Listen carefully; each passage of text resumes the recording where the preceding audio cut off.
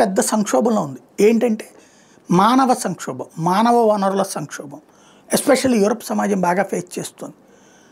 40ల దాకా 30లు 40ల దాకా పెళ్లిళ్ళు చేసుకోవడం, ఆ తర్వాత పెళ్లి చేసుకున్న పిల్లలు పుట్టకపోవడం, పుట్టిన ఒకళ్ళకి మించి పెంచుకోకపోవడం, ఇలాంటి పరిస్థితుల రీత్యా వృద్ధుల సంఖ్య పెరిగిపోతుంది, జనాభా పుట్టుకల సంఖ్య తగ్గిపోతుంది, మానవ వనరుల కొరత ఎదురవుతుంది.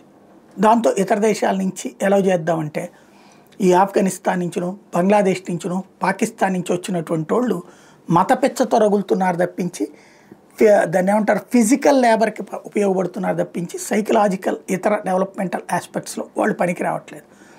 ఇలాంటి దశలో భారత్ మీద కాన్సన్ట్రేట్ చేయండి, భారతీయుల్ని అనుమతించండి, మీరు బాగుపడతారు అని చెప్తున్నాడు బ్రిటిష్ యాక్టివిస్ట్ టామీ రాబిన్సన్.